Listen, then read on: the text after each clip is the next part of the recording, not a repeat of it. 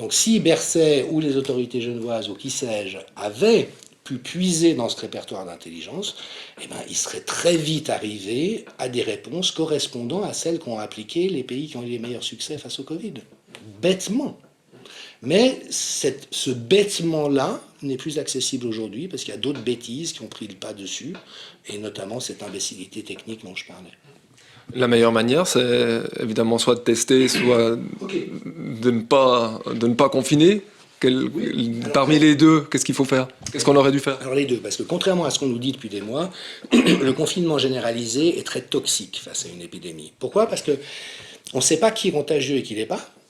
Les gens qui ont des symptômes, vraiment, on ne va pas vous tester, parce qu'on n'a pas assez de tests, alors on réserve ça sur les cas graves. Ce qui est déjà est très compliqué, parce que ça veut dire on chausse ses bottes de ces lieux dans l'ignorance. Alors évidemment, pourquoi est-ce qu'on en est arrivé là? Parce qu'il n'y avait pas assez de tests disponibles. Et pourquoi est-ce qu'il n'y avait pas assez de tests disponibles? Parce qu'on ne s'était pas préparé. Les Allemands l'ont fait. Ils ont eu les mêmes informations au même moment. Ils se sont dit, on multiplie les capacités de test, on réquisitionne l'industrie et les laboratoires pour avoir ça disponible le plus vite possible. Et puis pourquoi ça ne s'est pas fait en Suisse, dans un pays qui est quand même puissant au niveau pharmaceutique? Ouais, mais de nouveau, parce que les autorités fonctionnent comme dans les années 50. On appelle le 22 à Asnières, on voit s'ils répondent, puis ça répond pas, on appelle Rademain, puis en attendant, on boit du Rivella en mangeant du Cénovis. Je veux dire. Non, mais c'est ça, cette espèce de passivité. Et là, ça rejoint cette déliquescence de l'Occident dont je parlais. Ça a illustré qu'on ne sait plus réagir vite et bien à une urgence. D'accord ? Donc, dans le train de mesures nécessaire à prendre, le confinement est une bêtise parce qu'on met ensemble des gens potentiellement contagieux, des gens qui ne sont pas touchés par la maladie et des personnes à risque. Donc c'est le pire cas de figure pour faire flamber une épidémie. C'est ce que nous disent les meilleurs épidémiologues infectieux. Ce n'est pas moi qui l'invente. Donc, un train de réponse intelligent, c'est vous multipliez le plus rapidement possible la capacité de dépistage. Vous dépistez le plus de gens possible. Ceux qui sont contagieux, vous les mettez en quarantaine. Et accessoirement, je rappelle que le traitement hydroxychloroquine, azithromycine, permet de réduire la charge virale en quelques jours. C'est-à-dire de faire en sorte que les gens ne soient plus contagieux très rapidement, tout en évitant le fait qu'ils développent des complications. Donc on avait un traitement. La controverse scientifique, tout ça, je veux bien. La seule chose qu'on ignore face à ce traitement, c'est le degré de son efficacité. Il peut être relativement faible, parce que la plupart des gens guérissent de toute manière du Covid, ou très grande. Ça, on n'a pas de certitude par rapport à ça. Sinon, les chiffres que présente le professeur Raoult. Mais qui sont contestés, et en partie à juste titre. Donc là encore, contrairement à l'impression que beaucoup de gens ont, je ne suis pas un fanatique de Raoult, un inconditionnel, je ne suis pas d'hydroxychloroquine, un cheval de bataille, mais je dis juste que dans la pesée d'intérêt éthique entre ce qu'on sait et qu'on ignore, entre les bénéfices que ça peut produire et les risques ou les coûts que ça fait peser, pour moi, il y a une réponse qui est évidente. Donc, vous mettez en quarantaine les gens contagieux, vous confinez strictement les gens à risque, mais pour une période très limitée. Vous laissez l'épidémie passer, et en 2 semaines et demie, elle est passée. D'accord ? Nous, on a fait l'inverse. On a confiné de manière générale, on n'a pas testé, on a attendu que les gens soient dans des états proches de la mort pour les emmener à l'hôpital. On les a intubés avec des procédures médicales qui, a priori, ont fait plus de dégâts que de bien. Je suis navré de le dire pour les urgentistes, ils y sont pour rien. Mais quand même, c'est ce que toute une masse de données semble faire venir. Et qui a montré des images terribles qui ont passé dans les médias et qui ont renforcé cette psychose collective. C'est ça. Alors que nous, on est entré dans un isolement durable. Et là, c'est la pointe qui tue pour les EHPAD et les EMS. C'est qu'on sait depuis plus de 10 ans que la richesse des liens sociaux qu'a une personne a un impact majeur sur la santé. Et notamment parce que quand on est en perte de lien social, il y a un état inflammatoire qui s'installe avec un nombre élevé de cytokines circulant dans le sang. Et on a pu voir, par exemple, dans des communautés, que des interventions de lien social, notamment avec les personnes âgées isolées, permettaient de réduire les consommations médicales et de services d'urgence des hôpitaux parce que les gens allaient mieux. Vous voyez ce que je veux dire ? Le lien, c'est le cœur de notre santé.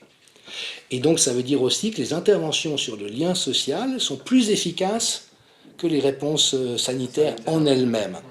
Et là, on a isolé des centaines de milliers de personnes de manière durable. Être isolé une semaine, on y arrive tous. être isolé 1 mois et demi, on devient tous atteints profondément. Donc, vous atteignez ces personnes, elles ont des flambées de cytokines, et on sait aujourd'hui que les cytokines sont le réactif qui font du Covid une maladie mortelle. Alors qu'on oublie en même temps qu'il y a des valeurs qui dépassent la vie elle-même, quand on voit dans quelles conditions les gens doivent même mourir finalement. Mais oui. Et là, on est vraiment dans quelque chose qui est, sur le plan éthique, abominable, consternant. Je sais pas, il n'y a pas de mots. C'est navrant, puissance 10. Giorgio Agamben parle de barbarie. On est là-dedans. Dans le temps, il y a une série d'interviews avec des gens pas contents du tout, parce qu'on a dû attendre longtemps, mais il y a quand même certains journaux qui se réveillent progressivement.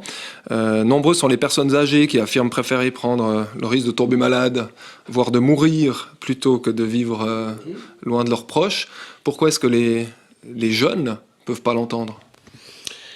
Et oui, c'est une très bonne question, et de nouveau, ce qui me frappe, c'est qu'on a la réponse. Vous voyez ce que je veux dire? C'est pas comme si on était obligé de faire. C'est ce qu'on nous fait croire, c'est qu'on est obligé de faire ça parce qu'il n'y a pas d'autre réponse. Mais c'est faux. Alors déjà, ces gens ont raison.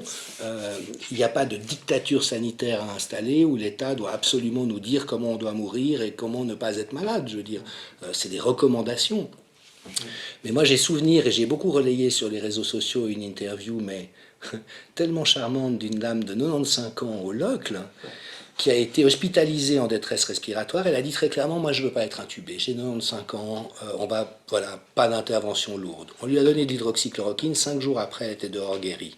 Vous voyez ce que je veux dire?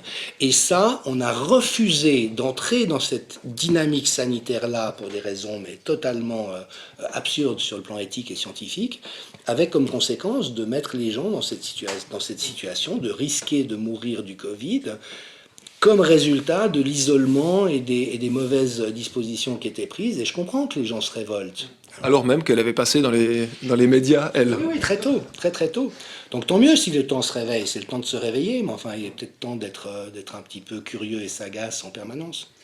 Question plus ludique, en matière de bêtises, Brassens dit que le temps ne fait rien à l'affaire. Il a raison. Alors ça, c'est une bonne question. Là, on est vraiment dans de la maïotique, c'est-à-dire serons-nous capables d'accoucher d'une intelligence plus grande, plus pertinente, aussi d'un attachement ou d'une incarnation plus forte de nos valeurs d'humanité à l'occasion de cette crise. Je le souhaite évidemment, pour moi c'est un énorme révélateur de toute la toxicité systémique d'une civilisation qui, pour le faire en très résumé, privilégie des intérêts privés au bien de la population. Ça c'est quand même le constat diagnostique de base. Ça apparaît dans tous les domaines. Pourquoi est-ce qu'on n'a pas fait une révolution énergétique vers des énergies non polluantes il y a 40 ans? Ça a été bloqué par les compagnies pétrolières, et qu'aujourd'hui encore, c'est extrêmement dur d'aller dans cette direction.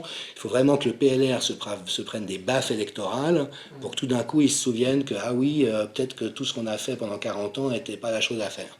Donc voilà, il y a ce constat systémique, ce déni d'humanité à plein d'endroits de nos sociétés qui sont devenus tellement administratifs, bureaucratiques, techniques, enfin rabougris, et ça met tout le monde en souffrance, les professionnels comme les usagers.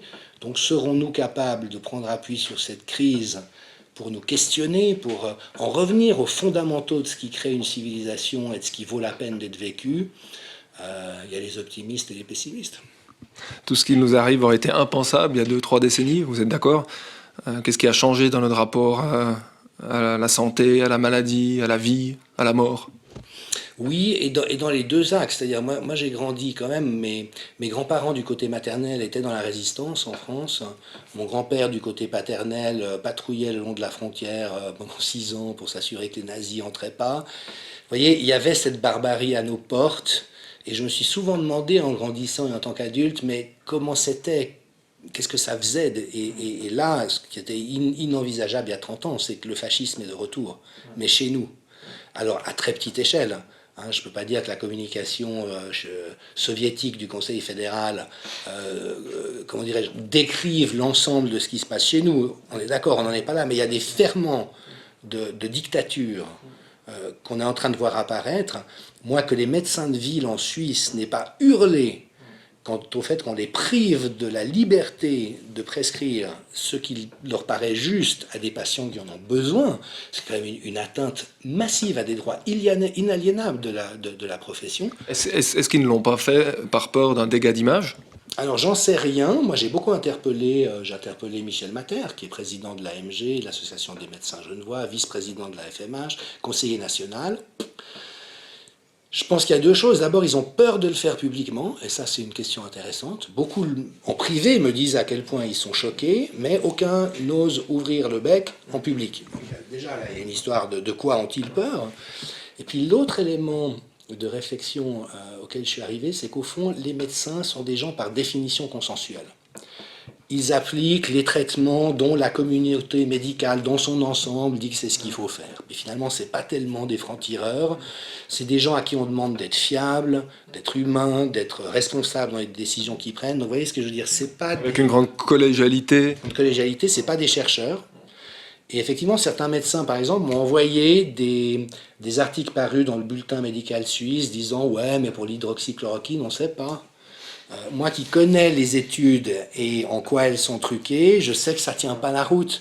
Mais il suffit qu'un médecin dise moi je vais faire le tour de ce qu'on dit, puis voilà, je le relais à mes collègues, pour que finalement il n'y ait pas ce réflexe d'intelligence d'aller voir plus loin. Ça, c'est le travail des anthropologues et des philosophes. Pas des médecins, je suis d'accord. Ce serait le travail des chercheurs aussi, mais il n'y en a plus beaucoup, des chercheurs dignes de ce nom. Et donc là, il y a une question de gouvernance et de dynamique d'intelligence collective pour l'avenir. C'est-à-dire comment est-ce qu'on s'assure qu'entre les compétences des uns et des autres, et que les médecins soient plutôt conservateurs, ça ne me pose pas un problème fondamental, ça fait aussi partie de leur éthique et de leur dignité professionnelle. Pour autant que les anthropologues et les philosophes soient entendus. Pour autant, et ça, Sponville le dit très bien, qu'on ne leur confie pas la responsabilité des décisions. Et comme notamment les politiques disent nous on n'est pas médecins donc on ne peut pas savoir, là il y a une panne dans l'intelligence collective qui elle aussi est structurelle, systémique. Et qui se montre parce qu'André Comte-Sponville est un des seuls philosophes avec Giorgio Agamben à s'être prononcé. Les grondements et inquiétudes se font sentir sur un plan économique. On a la droite qui grince des dents de plus en plus fort. On parle guère des conséquences sociales, humaines, psychiques, qui vont être monstres, non? Oui, dans les deux cas. Si vous voulez, à toute chose malheur est bon et on a toujours les défauts de ses qualités et vice-versa. Donc que la droite maintenant s'inquiète pour l'économie, c'est une bonne chose. Malheureusement, la droite dans ce pays a toujours privilégié les gros intérêts économiques aux forces vives de la société. Donc ce qu'on voit quand même, c'est que c'est un peu toujours les gros pouvoirs économiques qui captent les aides, et puis que les indépendants et les PME, ils ont des miettes dans le meilleur des cas. Et on leur fait la morale au passage. Donc je demande un petit peu à voir le sérieux de la démarche des milieux économiques, mais en attendant, heureusement, parce qu'on est effectivement en train de créer des dégâts majeurs et de précariser des centaines de milliers de personnes pour une épidémie qui n'est pas pire que celle de la grippe. Donc là encore, il faut vraiment qu'on percute à ce niveau-là. Puis la deuxième question, elle me sort de l'esprit. Non, je disais les conséquences sociales, humaines, psychiques. Elles sont absolument majeures et on le voit déjà, c'est-à-dire qu'il y a cette méfiance interpersonnelle qui a... On parle de distanciation sociale, mais quelqu'un m'a fait remarquer qu'on ferait mieux de parler de distanciation physique. Or là, on voit cette distanciation sociale. Moi, j'ai déjà croisé des gens en faisant mes courses ou en promenade qui vous regardent comme si vous étiez un pestiféré capable de le contaminer. Je vous laisse imaginer ce que c'est pour des coureurs. Absolument. Qui répandent le virus sur leur passage potentiel. Jusqu'à 50 mètres s'ils vont vite. Et puis alors des conséquences psychiques majeures, parce que là peut-être qu'on ne le mesure pas, parce qu'il y a quand même une espèce de sidération collective, donc là on est un peu stupéfait, on ne pense pas très bien, mais Peter Gottschee, qui est un des plus grands épidémiologues au monde, a dit d'emblée, mais vous allez voir le nombre de suicides pour des raisons de précarité économique, pour des raisons de perte de sens, pour des raisons d'angoisse qu'on nourrit pour des raisons complètement absurdes, pour une épidémie, de nouveau, qui n'est pas pire que celle de la grippe, mais qui ne menace pas 99% des gens. 99% des gens, même en croisant le virus et en tombant malade du virus, ne feront rien de plus qu'un bête rhume ou une petite grippette. Alors, il ne faut pas dire que l'épidémie dans son ensemble est une grippette. Mais à 99%, c'est une grippette. Et dans 1% des cas, ça peut être autre chose, si les dégâts sanitaires dont on ne s'occupe pas ont suffisamment endommagé les gens d'une manière qui les mette en danger. Donc vous voyez, on est vraiment dans une réalité qui n'a rien à voir avec les narrations collectives dans lesquelles on est.